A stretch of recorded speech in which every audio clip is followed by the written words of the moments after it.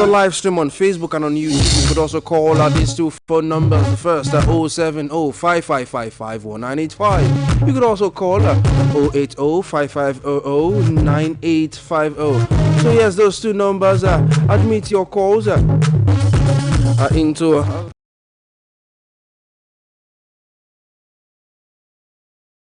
You will be coming to the microphone as you share the thoughts regarding the stories which we have.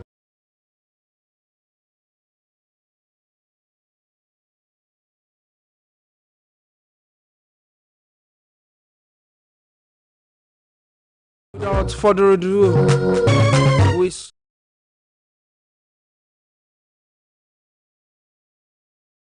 WBO Africa Cruiserweight title belt following his split decision victory over Ezra Arieka in the chaos of the ring peace fight which went down on May 1st earlier this year with the presentation ceremony held in Lagos yesterday, and that bout was billed as a symbolic peace fight between the Ishikiri and Ijo communities of the Niger Delta, as APA was full of praise for the Balmoro group after receiving his belt, highlighting what he described as a new era for Nigerian boxing. Quoting APA, he said, "I am so happy to be holding this title. You can see the level of care the Balmoro promotion shows the boxers, and now the walk and fight that we get millions here because the zone is our house.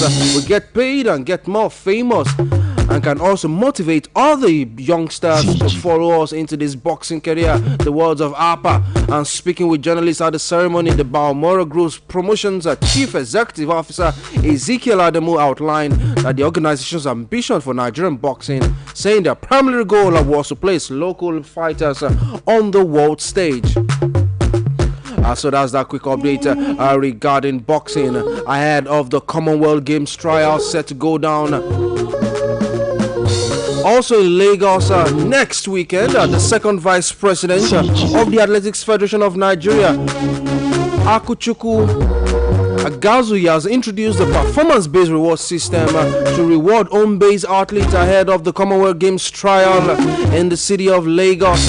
As Agazu unveiled the Ben Agazu Prize for Excellence in Athletics in honor of our late father, Ben Agazu. This initiative covers the women's and men's 100 meters, 200 meters, 400 meters, 1,500 meters and the 5,000 meters event, as well as the long jump and javelin. And under the scheme, athletes who have achieved predetermined performances standards in the 14 events scheduled for June 20 to 22nd will receive 100,000 naira each, and she also announced an Excellence Athletics Award for coaches, which one male and one female coach is said to be recognized. According to her, she said this initiative is to support and encourage home-based athletes and outstanding coaches. Further saying, "I am excited by this thoughtful initiative from our second vice president," talking about Chief Tonobo Kokowa, the president of the AFN, saying this is the kind of support that motivates our home-based athletes to give their best, give their very best at the all-important Commonwealth Games trials. So I would say this is a worthy feat of emulation by the second vice president of the Athletics Federation of Nigeria. Still going back to the sport of boxing, undefeated Nigerian lightweight champion Taiwo Eshekpo Agbaje has signed a deal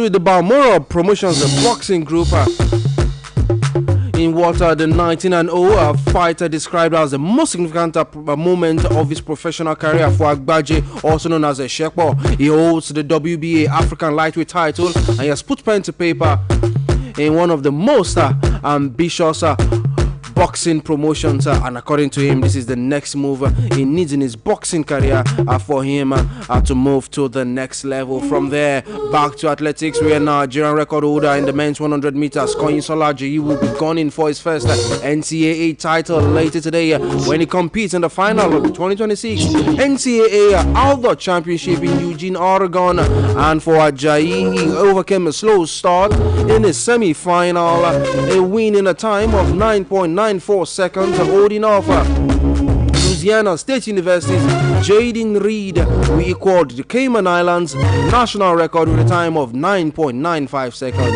And it was Ajayi's sub-10 second performance and the fastest time overall in the semi-finals, has booked his way in the 100 meters final. And the 21-year-old Nigerian will be joining the final by compatriot and Auburn teammate Israel Okon. As he lines up for the title decider later on Friday, Ajayi will be hoping to make amends for his last year's disappointment as he finished fourth, despite running at then a personal best of 9.92 seconds in the semi-finals.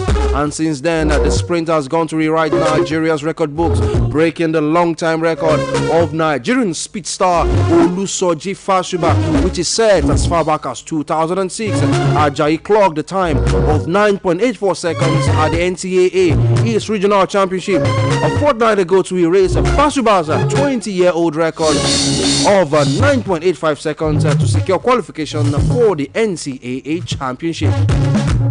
So that's that quick update from there. Let us move to the round letter game of football as we start from the domestic scene, and a whole lot of interesting stories because yesterday we received word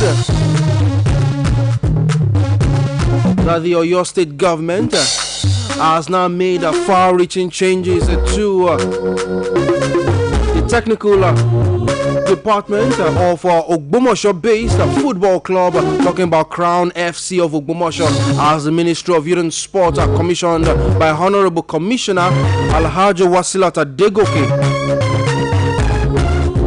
has now issued a suspension notice to the Crown Football Club management. In the letter signed by the director in charge of the club from the ministry, Mr. Rahim F.A., on behalf of the Honorable Commissioner, dated Wednesday 10th of June, the Honorable Commissioner has congratulated the team and fans of the Agility Warriors from escaping relegation in the just concluded NNL season and assuring reposition and structural review of the club as they prepare for the NNL season. And this statement was made known and released by Oyetunji Oyedeji of the Crown Football Club of Ogbomoso.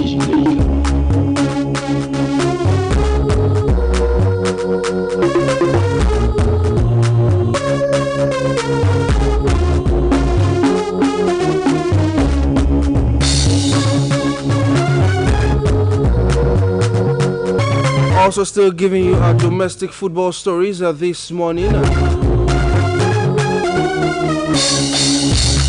Moving straight to the NLO, that's the Nationwide League One, because right now the board of the third tier of club football in Nigeria has now said NLO clubs in the promotional playoffs can only register a maximum of 5 non-league players for the post-season tournament, and this was made known in a circular signed by Temitayo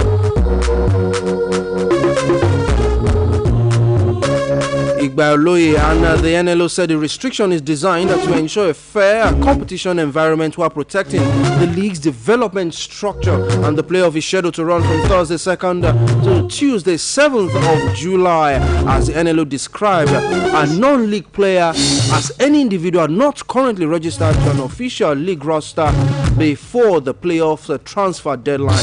And the League One, that any club found fielding unregistered players or failing to register them properly will face immediate disqualification. And that statement released by the organizers of the third tier of men's league football in Nigeria. I wait to see how the corresponding clubs will react to this statement released by the Nationwide League One. Still giving you more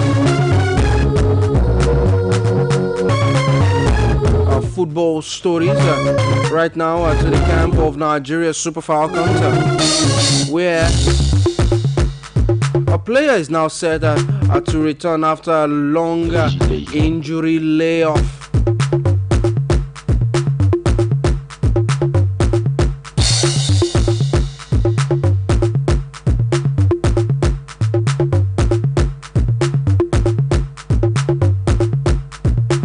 I'm talking about Esther Koronko. Well, that is one lady who has been out for some time for a club right there. And for her, she hopes to regain full fitness ahead of more pressing national team stories. Where she was instrumental in Nigeria lifting an unprecedented 10th Women African Cup of Nations title.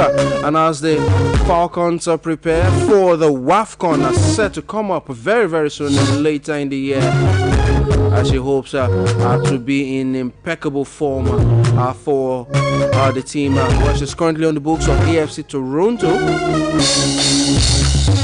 and the 29-year-old left the pitch in the 39th minute after sustaining an injury, the game which eventually ended in a goalless draw for her side right there. Well, she had a meniscus tear and an hamstring damage, and she had to be on the treatment table. And right now, she has confirmed that she's on the way to full fitness. Quoting a statement on social media on Instagram, she said, "Back on my feet, missing or mission en route," with pictures of her training with our team.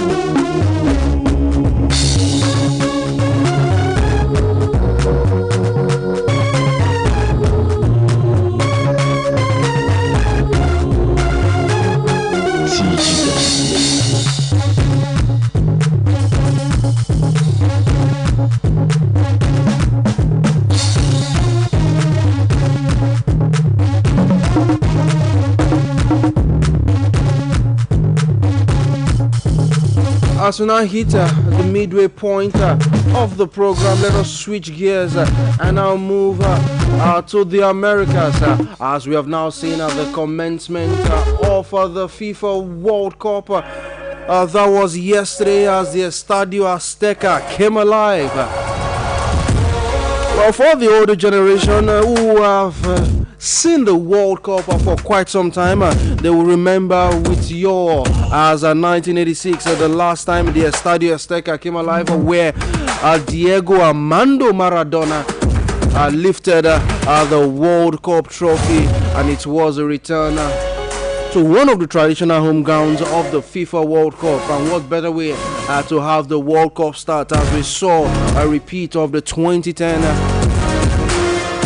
FIFA World Cup opening match as Mexico's L3 entertained the Bafana of South Africa in the first of 104 matches of this year's FIFA World Cup. Another match went down last night, or shall I say in the early hours of this morning, between South Korea and the Czech Republic. But in that opening game from last night, we saw 3 red cards, and that will be the first time we'll be seeing 3 red cards in a FIFA World Cup opening match. And it was the Mexicans that defeated South Africa 2-0 in the first match of the FIFA World Cup yesterday.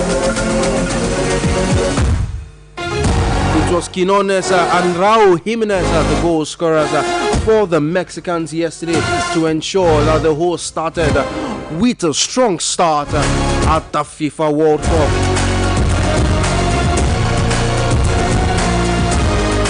And of course, I have Yinka in the studio this morning as we dissect the FIFA World Cup and the tournament which has now started.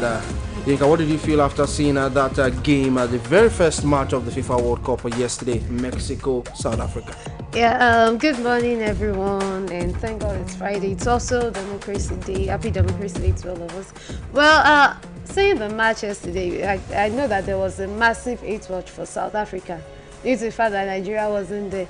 But looking at the match again, like the red cards, the 3 red cards, they were actually justifiable.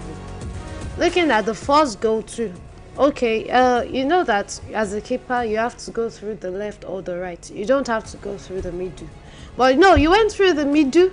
And of course, your defender was actually clueless. He did not even know where to go. And at that point, you know that there's a window of opportunity from 4v1 to 4v4, and then you couldn't do anything again. And that was where the first goal came in. I actually knew that this would be this would be the starting point for them. And of course, Mexico, they were able to like push through them. South Africa's defenses, like their defense wasn't okay at all. It wasn't coordinated at all. It wasn't coordinated at all. Mexico, they were tactically dominant. They knew what they wanted to do, and of course, it got to a point that they actually started doing tackling. That their tackles were harsh. Look at the red card of Tembazwani. It was justifiable at that point. So I can actually say that the 8-wash was actually pretty. It was actually pretty successful at that particular point in time. So Mexico, they played their cards well. They were able to keep their composure. They were really, really composed. And at that point, being one of the host countries, they did what they had to do, and they actually played it well. Okay. Right now, I think I'm getting word I'll be going for a commercial break right now. When we return, we will still discuss this FIFA World Cup opening match and even the second match which went down in the early hours of this morning. Sports fans, stay tuned. We'll be right back. Nàìjíríà ilẹ̀ tó nífẹ̀ẹ́ tó sì ń gbé ní ìrẹ́pọ̀ ṣùgbọ́n báwo la ṣe lè fìdí ẹ̀ múlẹ̀ àti pé báwo la ṣe lè ní àǹfààní sáwọn tó ṣe pàtàkì. Ẹ wá gbọ́ àgbékalẹ̀ ìwé ẹ̀rí àdírẹ́sì ibùgbé ẹnìkọ̀ọ̀kan POA lábẹ́ ìjọba ìbílẹ̀ àdúgbò tó ń gbé wà fún ìdàgbàsókè àti ètò ààbò tó fini lọ́kàn balẹ̀. Ẹ jẹ́ ká fojú inú wò ìwé ẹ̀rí àdírẹ́sì ibùgbé rẹ tó dájú tó sì jẹ́ látọ̀dọ̀ ìjọba ìbílẹ̀ tó wà ìrọ̀rùn gbáà ni. Pẹ̀lú ìwé ẹ̀rí mi tuntun ó rọrùn fún mi láti yáwó ní báńkì mi wọ́n rí àrídájú ibi tí mò ń gbé inú mi sì dùn gan. Mo lo tèmi fún okòwò mi ó yára ó sì dájú kódà àwọn òṣìṣẹ́ wọn ràn mí lọ́wọ́ láti tọ́ mi sọ́nà. Ìforúkọsílẹ̀ àdírẹ́sì ibùgbé rẹ jẹ́ ètò tó dájú tí ó sì lè ṣe àwọn àǹfààní sílẹ̀ fún gbogbo ènìyàn. Ìwé ẹ̀rí yìí yóò dáàbò bo ọjọ́ ọ̀la rẹ yóò fòpin sí ìwà ọ̀daràn tí ètò ààbò tó péye yóò sì wà pẹ̀lú fún gbogbo ènìyàn. Fi ìwé ẹ̀rí àdírẹ́sì ibùgbé rẹ hàn lónìí jẹ́ ká jọ gbé orílẹ̀-èdè yìí gòkè àgbà kan sí àwọn ilé ìfìwéránṣẹ́ àti ibùgbé ìforúkọsílẹ̀ tá a ti yà sọ́tọ̀. Ìkéde yìí wá láti ọ́fíìsì akọ̀wé ìjọba àpapọ̀ ilẹ̀ yìí NIPOST àti ALGON.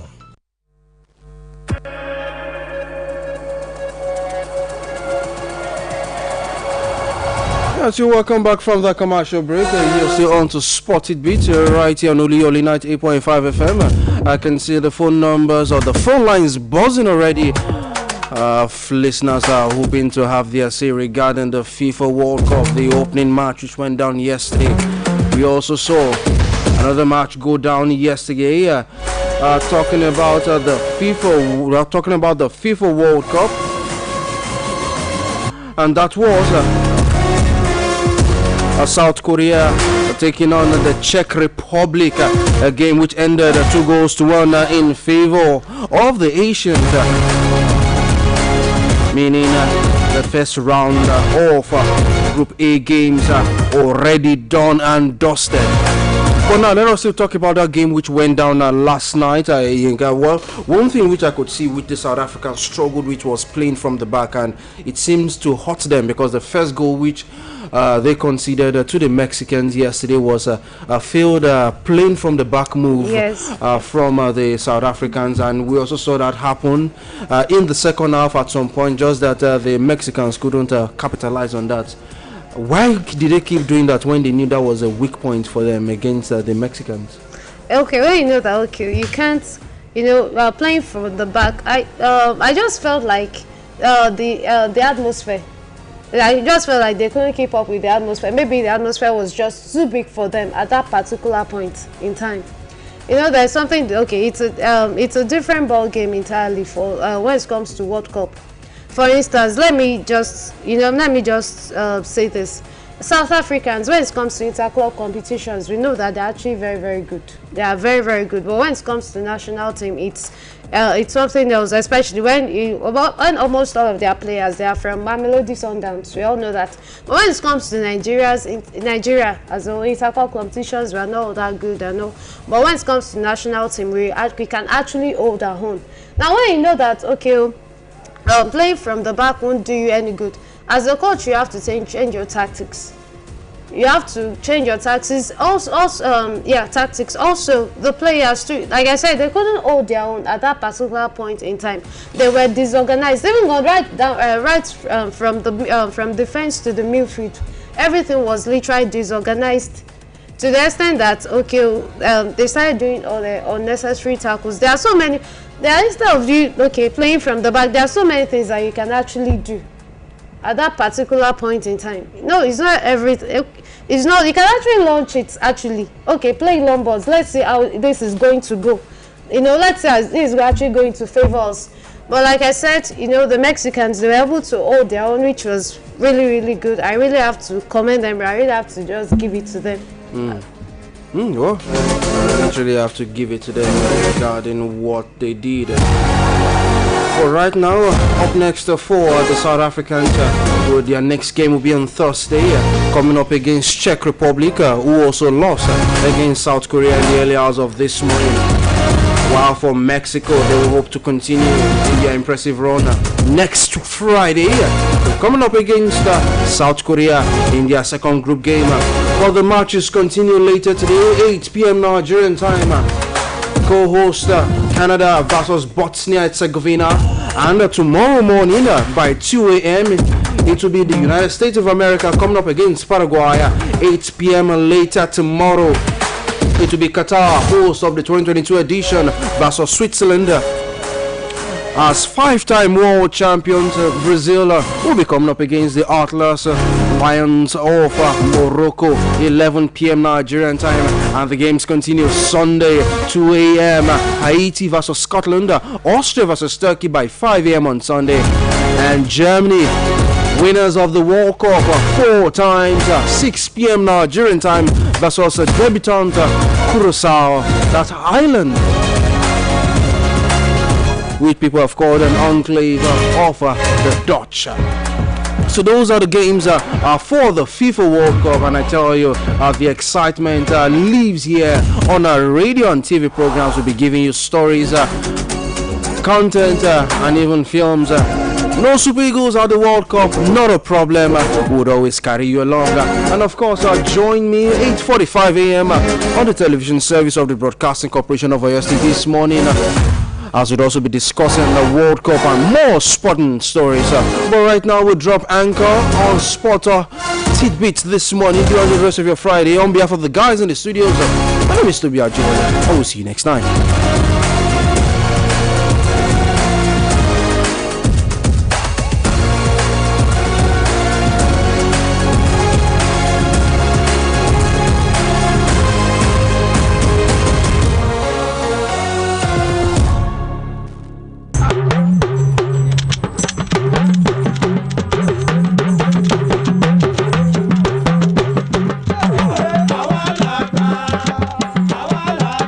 Adire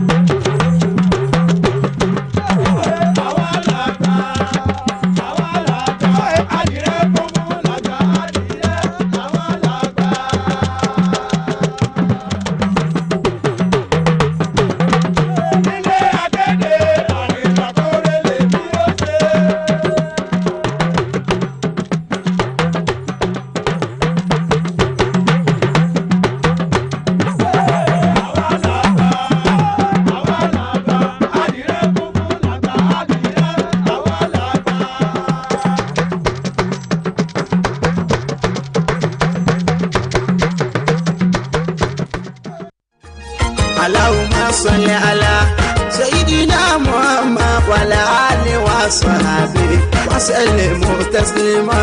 tẹ̀síìr ètò kan nílé akéde ìpínlẹ̀ ọ̀yọ́ olúyọlé fm 98.5. gẹ́gẹ́ bẹ́ẹ̀ ṣe mọ̀ ọjọ́ mẹ́jọ ni ètò yìí máa ń wáyé ní gbogbo ọjọ́ jímọ̀ tí àwọn al-ulama warasatul anbiya yìí máa ń tọ́ wa sọ́nà ní ìlànà ẹ̀sìn islam. báwo la ṣe kírun tí fi jẹ́ tẹ́wọ́gbà lọ́dọ̀ ọlọ́run ọba Allah ọ̀ranyàn àlùwàlá báwo la ṣe wẹ̀ jẹ́nábà báwo ló ṣe yẹ kí mùsùlùmí ó wẹ̀ òkú rẹ̀ gẹ́gẹ́ bí ọlọ́run ọba Allah ṣe sọ báyìí wípé.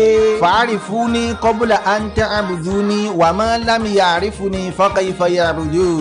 ẹ mọ̀ mí síwájú kẹ́ ẹ tó máa sìn mí bẹ́ẹ̀ bá mọ̀ mí báwo lẹ́ ṣe mọ̀ mí sìn. ìdí rẹ̀ rèé o tí ètò tafsir ṣe pàtàkì láti máa tẹ́tí sí ní gbogbo ọjọ́ ńlá ọjọ́ jímọ̀ lásìkò kan náà wákàtí kan gbáko ni. ẹ ó máa pàdé àwọn atọ́kùn ètò Ibrahim Adéoyè Adámọ́mọ́ àti Abdulwasi Abdulrahim lórí ètò.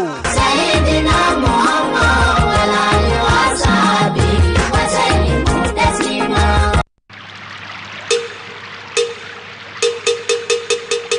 Akéde òtítọ́, akéde ìyè, akéde ìbáwí, akéde ìkìlọ̀, akéde ìṣúná, akéde òwò, akéde àṣà, akéde ìròyìn, akéde ètò.